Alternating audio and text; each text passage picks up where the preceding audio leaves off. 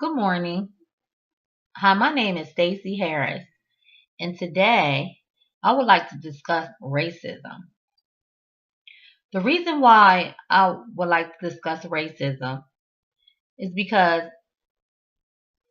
I feel like it's really coming predominant these last couple years. And I think that this subject needs to be touched on, and we need to figure out as a whole how we can get through this. The United States has always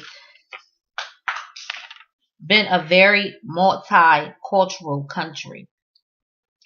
Nevertheless, minority groups in the U.S. are unfortunately often subject to discrimination. And that's ranging from racist comments to violent hate crimes. In an article from Intern Nation discussed that racism and discrimination are prevalent throughout the United States. Although they come and can be felt most strongly in conservative regions of the country like the South and Midwest, as well as small towns and rural areas. The groups that are most often discriminated against are African Americans, Hispanics, Muslims, but smaller minority groups also such as Jews and other immigration groups bear their share of intolerance as well. Although the U.S. has come a long way since the days of slavery, and a huge step was made towards granting equal rights on the basis of race in the 1960s, racism is still a very pressing problem in the U.S. today. Sometimes it is blatant and open, but often it can be more suited and even built into the system, as seen by racial profiling by law enforcement officers and other government officials,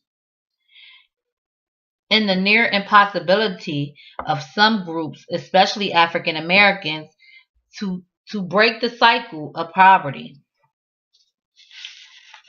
Discriminatory policies in schools lead to so-called schools to prison pipeline due to zero tolerance policies in school.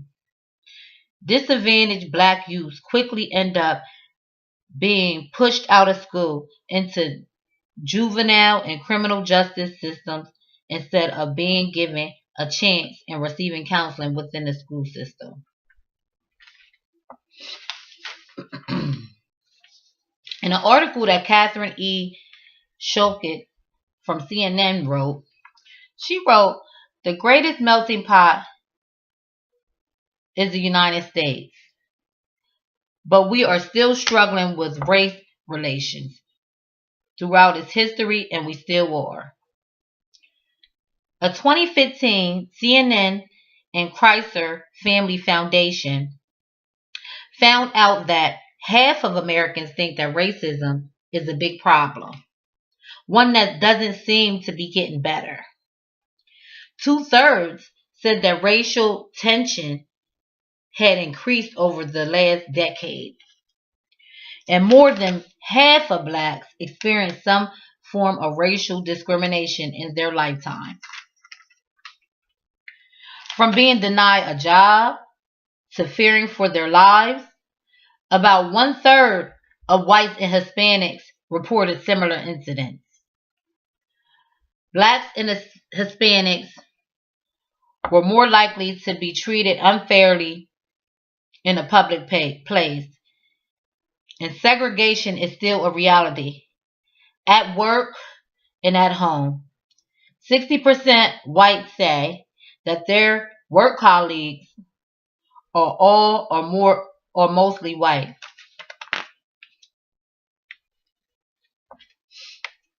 And 70% of whites said that the social circle or their neighborhood was mostly white. The majority of blacks and Hispanic young adults said it's easier to achieve the American dream than it was for their parents, but only 31% of young white adults said the same. In conclusion, this is a crisis. And we can come together in the United States. We need to come together and remember that all lives do matter. It doesn't matter your race, your color, your religion, where you come from, your ethnic background. We all have to have integrity within ourselves and know that all lives, all human lives, matter. So thank you.